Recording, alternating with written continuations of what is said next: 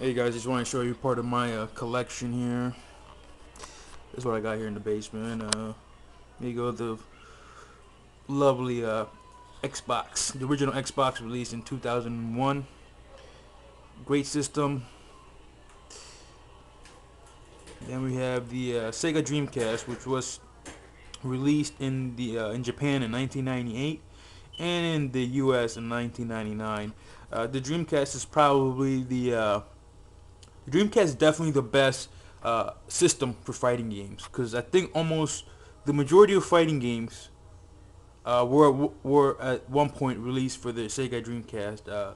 I have not made a list to see how many fighting games the Dreamcast has, but it has everything. Every so far except for Tekken, almost every fighting franchise made it to the Dreamcast that I could think of.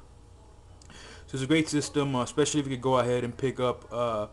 I think on eBay, they're a little bit expensive. You get one of the really good quality arcade stick, but for about $50, you get a really good arcade stick. You get two of them. It make a good, nice setup for the Dreamcast for fighting game tournaments. Street Fighter tournaments and such things. And there's also a big group of a lot of homebrew software for the Dreamcast that you could get online, and you get other things running on it. So right here we got of course the Nintendo GameCube with the Wavebird controller, which actually worked pretty good. There was no lag issues as far as controllers. A lot of the newer generation, you just turn your PS3 and your Xbox, and you got your wireless controllers, and people don't, especially the younger players don't have an idea that back in the past, wireless controller had a lag problem. Because actually wireless controllers, the original NES, which was released in Japan in 1983 and in the United States around 1985 and 86, that system actually had wireless controllers, but the technology wasn't advanced enough. So you had a little bit of lag issues with the controller. And right here we got, it's sideways, but this is the very popular Nintendo 64, this N64 controller, which was a great system. Very popular actually. So especially Super Mario, which Super Mario 64 was actually the very first full 3D games.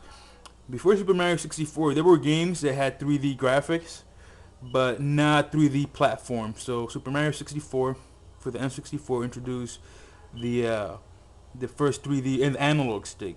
Nintendo was the first system to actually have an analog stick by default in a controller.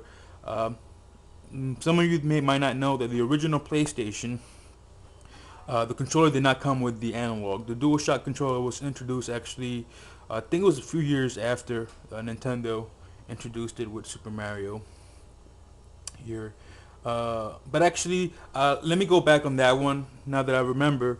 The Sega Saturn did release a controller with an analog stick when they actually released the game Knights, which was one of the best and last great games for the Sega Saturn. It was a game called Knights that actually used the analog controller. Uh, it actually came packed in with an analog controller, so. And right here, of course, a little stack of magazines. I got probably I got collections of EGM magazine, Next Generation. A lot of magazines that aren't even around anymore. Uh, from throughout the '90s. So I got stuff here going all the way back to early '90s actually. So then we got some. Actually, got some classic. I got some games. I got like this is not my whole system, my whole collection of video games. Just some of the stuff here. I got stuff in boxes and in closet and other rooms. As you see here, I got some.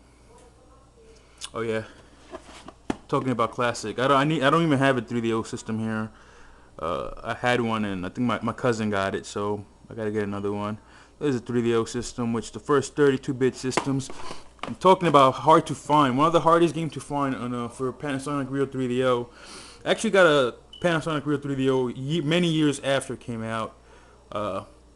Just to play around with it. When that system first came out and was released in 1990, it was introduced at CES 1991, but the system came out I think for the general public, I think it was like in 1993. And but that's at least the first year I remember seeing the Dreamcast was in 1993, and I remember that that system, I think retail price was about $600, which back in 1993, if you calculate inflation, that's probably maybe $6,000 now, I think, or something like that. Maybe I'm wrong there, but one of the hardest games to find for that system was this right here, Super Street Fighter 2 Turbo. Now, it was Super Street Fighter 2 was released for the Sega Genesis and also released for the Super Nintendo.